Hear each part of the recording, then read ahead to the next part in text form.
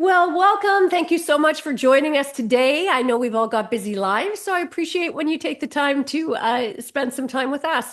Today's episode, I'm calling it Money Meets Mission, Feminine Leadership in the Financial World. And we are lucky to be having a conversation today with Anastasija Ristovska. So welcome, Anastasia. Hi, Cindy. Thank you. Thank you for having me today. It's a great pleasure for me to be your guest. And I believe that my story and the whole conversation we're going to have will be valuable for your audience. So happy to be here today. Yeah, and I agree about the value piece. That's why I wanted to have Anastasia here. For our listeners, today's episode is going to be, I think, a powerhouse conversation that's going to challenge the way that you think about finance, about leadership, about scaling your entrepreneurial endeavors with intention. And Anastasia, if you don't happen to know her, is a financial innovator, an educator, an entrepreneur, and she has really flipped the script on how small businesses and accounting firms in particular can approach their financial health. She's the co-founder of Books at Ease, which is, love that name, by the way. It's an accounting agency that helps entrepreneurs find clarity and control in their books. But she didn't stop there. Anastasia also launched Next Generation, which is a cutting edge back office support company, and also Next Gen Academy, where she trains elite bookkeepers in Eastern Europe to meet sort of the North American accounting standards. So this is more than a story about numbers. It's I guess you could call it a master class in visionary leadership and reimagining workforce models and negotiating new norms in traditionally rigid industries. So if you're ready to learn how feminine negotiation principles can revolutionize even the most numbers-driven fields, then stay tuned. You won't want to miss it. So why don't we jump in, Anastasia? You've effectively reinvented what financial back office support can look like for small businesses and accounting firms. I was curious what sparked the idea for Books at Ease and Next Generation.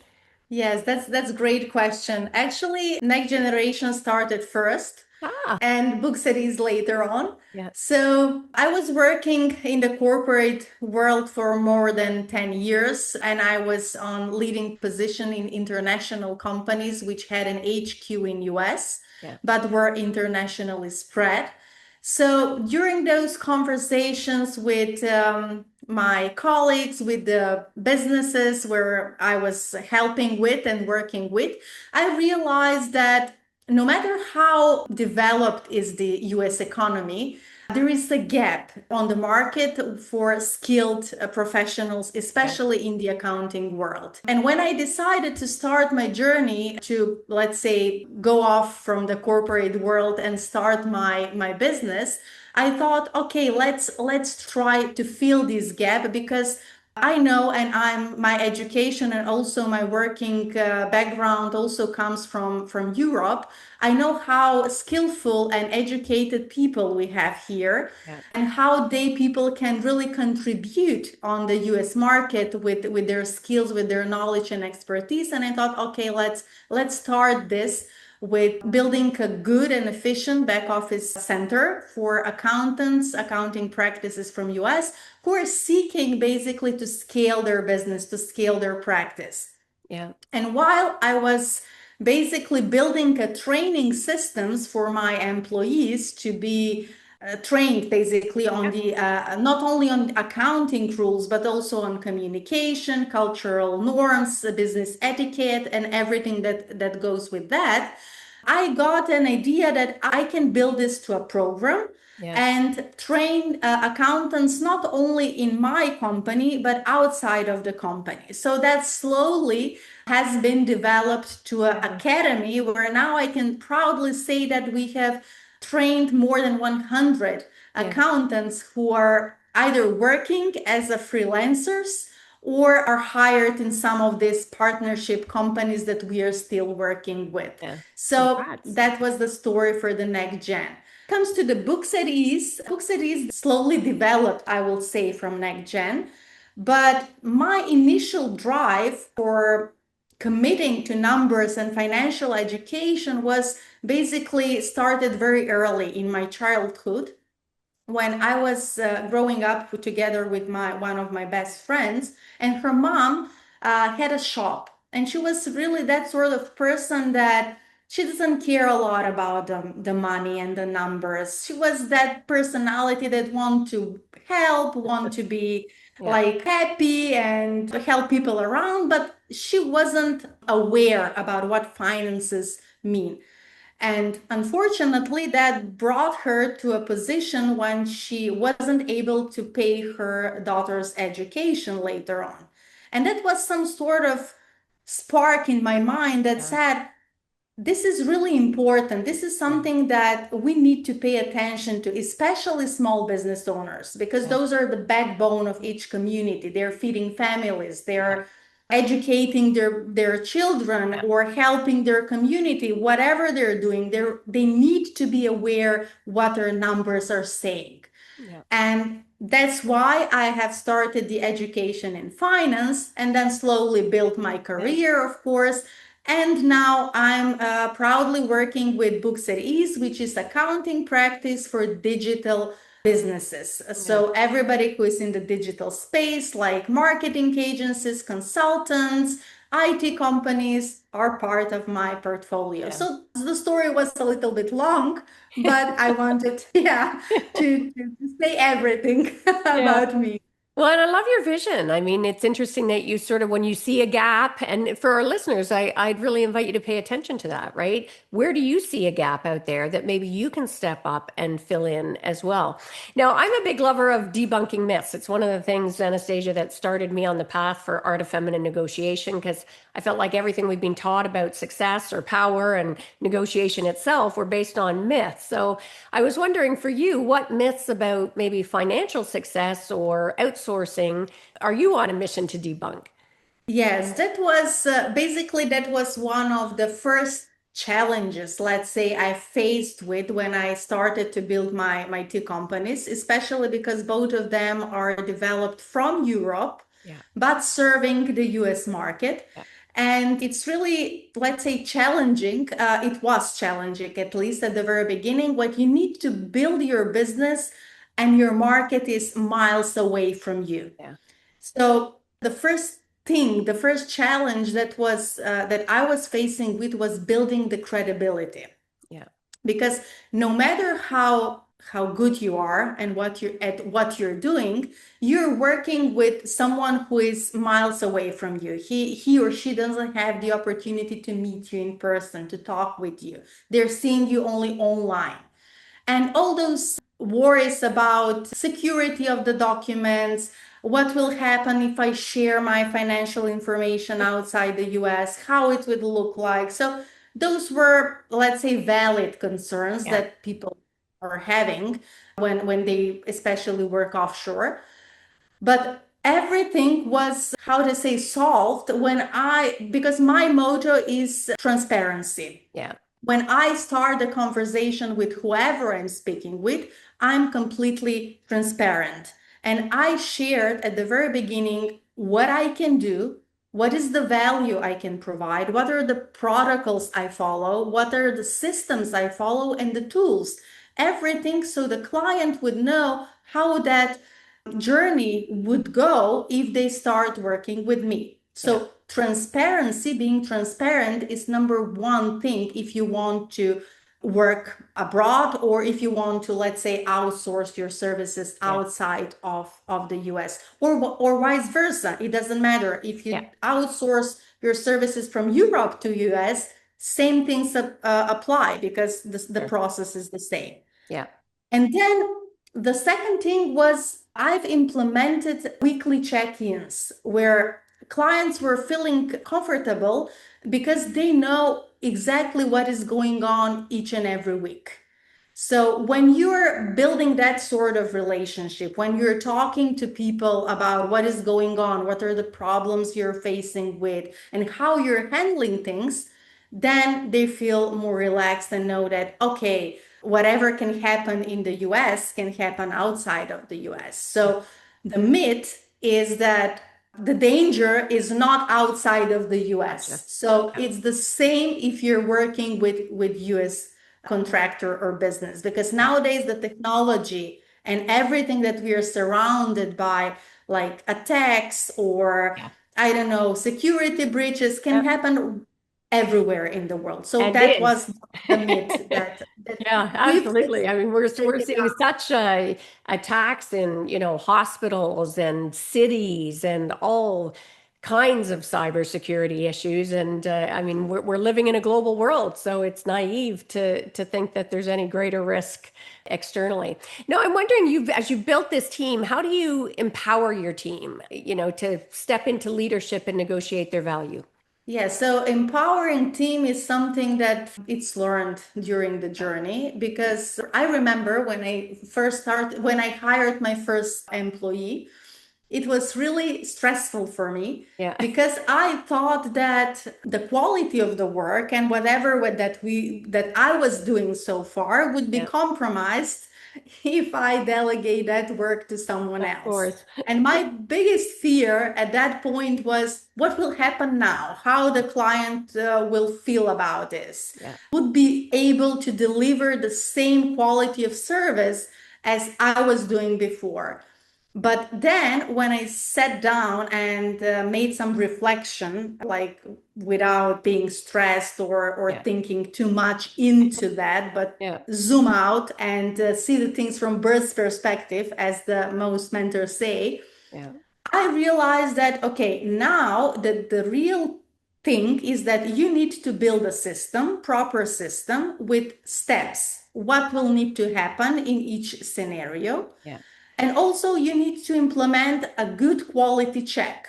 yeah. So once you have that, you have a good system to start with. Now, when the new person comes, he is not only the, let's say, robot who will follow Yeah. those rules, but you need to think about what are his or her strengths, what are their, let's say, what he or she can do Yeah. best. So talk to those people and also learn from them by hearing their feedback, Yeah. because it's really tricky when you're an owner and you're starting to delegate the things. At the very beginning, you think that your way of thinking, your processes are the best. True. But when you go back a little bit and think about the things, you see that the more you hear your people, the more you talk with them, you are opening yourself to new ideas. Yeah. And basically, that is the process of empowering. I like that. Because whoever is working as a part of your team wants to feel Yeah. heard, wants to know that my work is contributing to something greater than what I am. And following, because when most of the leaders want to say, I want my people to follow my vision. Yeah. Yes, but if you're not leading by example, if you're not sharing that vision each and every day and talking to the people, whether they understand that or rely with that vision, then it might be a problem. So I think that communication with people, giving them the space to show what they can do, Yeah. is important part of the empowerment. I love that. And what really stood out for me is that idea about open. I think for so long, again, another one of those myths is that leaders need to sort of have power over their employees and make sure people are following, as you say, their vision. And the opposite is true. It's when you open up and listen and invite input that there's room for creativity and growth in new and unexpected ways. So I think that's a great approach. And speaking of one of those myths again, I think a lot of people sort of associate finance with rigidity, right? Where everything's very Yeah. strict and rigid. But I love that your approach, as I understand it, is very innovative, more fluid and very people-centered. So how do you think your journey shaped that, or what's been the impact for you of taking this more holistic kind of approach to finance? Yes. So the first thing that really shaped me as a person was my personal journey when I was working as employee in someone else's Yeah, company. And at that point, I had a great mentors for sure. yeah, But because I was working in the corporate world, where corporate is a little bit stricter. yeah, And you need to follow processes that are set in place. You need to follow certain hierarchy. And there was a lot of situations when no matter how brilliant your idea is or you want to share it, you wasn't able to do that because someone else decided that, okay, these are the rules we are going to follow, Yeah. and this is the strategy and whatever. And at that time, I thought, if one day I am in a position when I will be the owner and I will be the one who will be shaping up the processes, I would love to hear what people think when, especially people that are closely working with me. Yeah. Because I know that I'm not the smartest person in the world. And I know that if you give a chance to your collaborators, to the partners, whoever is working closely with you, to at least give you a fresh perspective, to give you some other angle where you can see that problem, that there will be a much better solution than Yeah. only your way of thinking. So Yeah. And I yes, want to that stop and that put was a pin in it for a second there for our listeners. Notice the difference, that shift, right? I think for so long, people in leadership positions have been, led to believe that you need to act like you're the smartest person, certainly in the room, if not in the world. So I love that open, you talk about transparency, that vulnerability. Hey, I'm not the smartest person in the world, right? Like, let's take that as a starting gate, because that opens the space for you to listen to other people and to grow yourself as you're growing your team. I think that's sort of a beautiful approach. And a yes. more very, dare I say, when I speak about feminine, it's not gender based, right? But that was what prompted me to start the art of feminine negotiation, is these so-called feminine traits like empathy or adaptability and collaboration were seen as a weakness. So I'm wondering, Anastasia, what are some other traits that would typically be considered so-called feminine traits that you find actually have helped you lead and scale your ventures? Mm-hmm. Yes, and before I answer that question, I Yeah. just want to short mention that most of the people mix manager with leader, Yeah. because being a manager or on C level in some Yeah. corporation or company doesn't mean that you're a leader, because leaders share vision. Managers are here to ensure that team is performing the actions that lead towards the goal that need to be achieved. So now I'm really happy that especially younger generation is shifting that mindset, because people now really understand that it's not important only to be a manager in your company, Yeah. to ensure that every tasks are completed, but also to lead, and especially lead by example, because people will follow you only if they see that you are doing the things that you're expecting to be done from someone else. And when we are talking about female traits, the first thing that shaped my journey and also my personality basically is the willingness to share, because female are born and raised, and in all these years, no matter in what stage of the evolution we are, Yeah. to gather people together, to Yeah. share what they have, and to make sure that people feel comfortable in their space. Yeah. And that approach, when that I'm also implementing working with my team and my clients, I want people to feel comfortable around me. I want to feel safe when they share their Yeah. problems, because I'm here to listen them, no judgment at Yeah. all, just to find a way how to solve their problem, how to help them. So that is really feminine trait, because Yeah. men, with all due respect, are more like action. Let's complete this. Let's go to the next level. Yeah. Females are caring about the children, about the family, about the community, about their friends. So that thing. But also one thing that I find it negative sometimes is that imposter syndrome, because I think that most, maybe not, okay, maybe I won't say most, but a lot of female have that syndrome. Am I worth for this? Am Yes. I worth for this opportunity? Yes. And I recently read some study that was saying that if a man and women apply for the same job, Yep. if that job has, I don't know, 10 requirements, the female, the woman, won't apply only if she has nine, but only one is missing. Yeah. While opposite, the man is enough to have only one from those 10 requirements to apply for that position. Yeah. And that is something that we need to work on the Yeah. self-confidence, on we are worth of what we are Yeah. doing. So, Yeah. yes. Well, and thank you for mentioning that. And for our listeners out there, just a reminder to you are worthy. I mean, we have been so conditioned, and particularly for the women in the audience, I think young girls are much more conditioned to play small, right? Don't brag on yourself.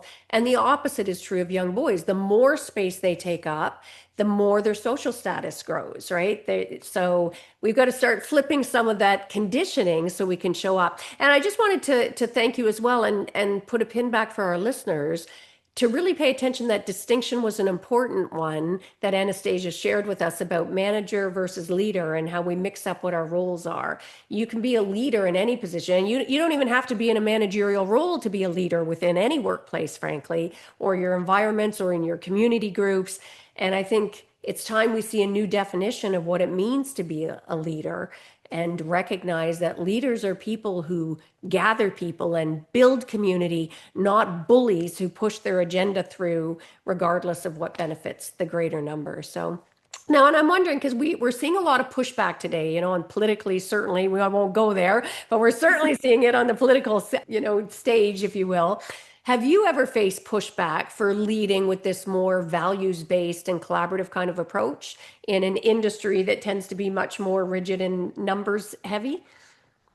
Well, I know I cannot say that because I've never had, me personally, Yeah, at least, that kind of experience when I was pushed back or I wasn't valued enough because I'm working in this predominantly male world and rigid, as you yeah, say. But yes, I had a situations when some of my colleagues were talking about that problem. And it's really, for me, it's sad, to be honest. Being yeah, in a 21st century, with all this technology evolving, with all these improvements in all the area, to be talking now in this 21st century about male and female and dividing the opportunities yeah, or the earnings because you are female, you earn less than your male counterpart. It's sad, but it's the reality. yeah, And that's our mission to fight against this. I don't want to be like taken as a feminist because I'm not.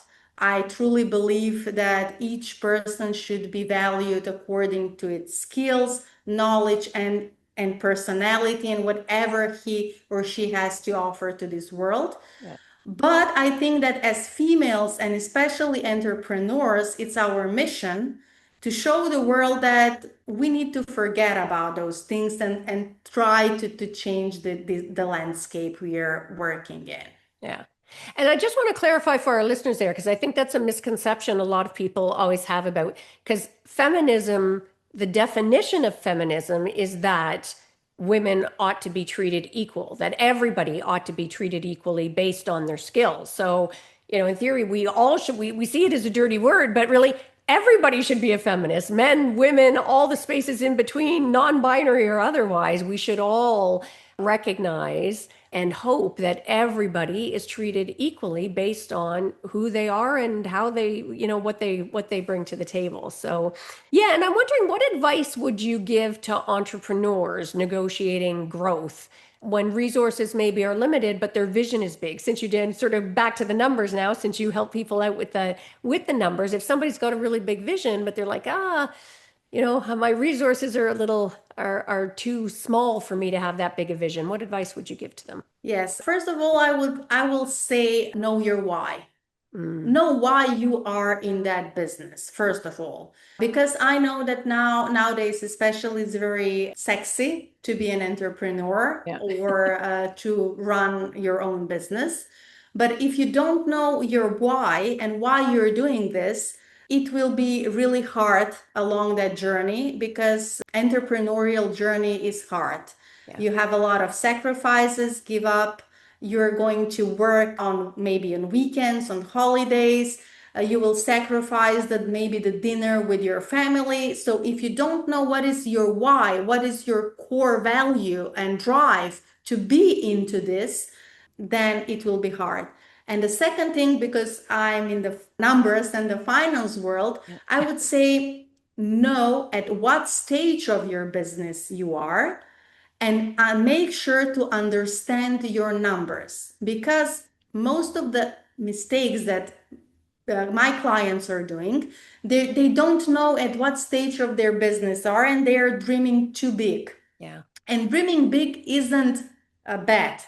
I want to clear that. Yeah.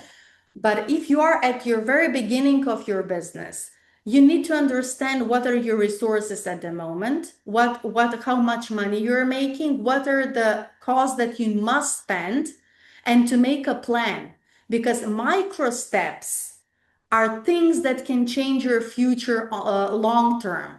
Yeah. If you're, let's say, fantasizing that I need to make this big investment, but I don't have the money now and now I'm depressed, Yeah. that doesn't help you. Yeah. So know at what stage of your business you are, know your numbers at the moment, and work on a plan that will help you to reach the goal that you want to achieve. Yeah, both great tips. My goodness. And I hope for our listeners, you're paying attention out there, because that's knowing your why. That's such a beautiful values-based approach. And I think a lot of people miss that, and they end up unhappy in their business. It ends up stifling their ability to grow effectively because they miss that most important step. And we're not taught it, sadly, right? We're not growing up, we're not taught know your why, right? Whether in business and pursuing a career at the outset, what courses you want to take, know what your why is, and being able to pursue that is a game changer. And knowing your numbers. Oh, I confess, I was guilty. I was terrible at that, right? So I just kind of rushed forward, whether from in my legal career and even with my Women on Purpose business as well. Did not, and am now flipping the story I'm telling myself around that. So I'm wondering, as we Yes. start to wrap up here, what legacy do you hope to leave, Anastasia, both, through your companies, but also in your leadership style and this values-based approach that you take? Yes, yes, absolutely. So I want all people that are working with me, even when I'm gone, to remember me as a person who was here when problems were happening, and the person who is here to solve their problems, to try to solve their problems. Yeah. And also I want to be remembered as a person who shared the knowledge, because what I believe is that when we leave this world, and we don't know when will happen, that if we made a change in one person's lives, no matter if it's like changing his or her mindset, or maybe helped her to learn something new, or helped her to start a better business, then I will be happy. Oh, I love that. I love that. And again, just for our listeners, I want you to take a moment and really absorb that, because I think today we are so driven about, needing millions of followers and needing everything's about volume and size, and the real impact. I totally agree with you, Anastasia. I think that was beautifully framed. The real legacies, the real impact are our individual impact on people. When we change those individual lives, rather than worrying about having a million likes, worry about making a significant, impactful decision in one person's life, and then another person's life, and another. I think that's a beautiful way to approach how we show up. And I think it changes how we show up as well, right? We are more likely to invoke the so-called feminine traits, where we listen and truly seek to understand. So that was just a beautiful. I'm glad I asked the question. I almost skipped over it, but I love that answer. And I normally like to end by asking, what's one of the greatest mindset shifts that you've had in your life? Doesn't have to be about finance or anything we've talked about. Just one of those aha moments where you think differently about something. That was, don't be afraid to try new things. Yeah. Yeah. Nice. And if I need to go back and talk with my younger self, I will tell her now from this standpoint, don't be afraid to try things, because new experiences are shaping not only you as a person, but giving you memories. Yeah. And luckily, I've learned that quickly because Yes. I've tried a lot of things and I've learned a lot of things building my two companies. But that was the thing that I think really was a turning point in my life. Yeah, look at you. You're on fire right now. These are great suggestions and and game changers for people. And again, I second and endorse that for our listeners out there. Push outside your comfort zone, right? I mean, we miss so much of life when we stay in a lane and restrict ourselves because we're afraid of failure or afraid of embarrassment or afraid of being judged. Let yourself be your biggest, boldest version in life, and you'll be surprised at what comes back. So, Anastasia, where can people learn more about you? Where should we be sending them? Yeah, if anyone wants to connect with me personally, they can check me on LinkedIn, on my LinkedIn profile, or check our website, booksetease.com. I'm happy to connect with everybody and share my opinion about their business. So, or whatever about training people or how we solve problems in this Yeah. entrepreneurial world. So I would be glad to connect. That's fantastic. And we'll make sure to put that in the show notes. So, as always, don't panic if you didn't quite catch that down, right? We'll have the Books at Ease website information there, as well as the LinkedIn information for Anastasia. So, Anastasia, thank you so much. This has been a great conversation. As always, I find the time goes too quickly. So, thank you so much for joining and sharing. Thanks for having me. It was a pleasure. And I truly believe that these sort of stories would make an impact to at least one person, as we said before. Yeah. Well, and thank you. And I think for many people, there are so many beautiful nuggets here that if you, and for our listeners, if you embrace even a few of these, it will change your life as well as your business. So I really invite you to re-listen to the episode even to crystallize and give the gift of sharing. You know, there's so much value here. Make sure that you share with other people as well that you think could get some value. And before we sign off today, I want to share some ways we can work together. If you're looking to up-level your skills, if you recognize you need a new paradigm for what it means to lead your best life and negotiate your best life, I've got everything from my online to my group to my signature one-on-one masterminds and VIPs to help you better leverage your innate power so you can start getting more of what you want and deserve in life. If that sounds interesting, check it out at artoffemininenegotiation.com. And speaking of Art of Feminine Negotiation, make sure to grab my book as well. Same name. If you have not done that yet, check out The Art of Feminine Negotiation. And that's a wrap for this episode. So until next time, go forth and negotiate your best life on your terms so you can stop missing out and you can start getting more of what you want and deserve from the boardroom to the bedroom. Until next time, take care.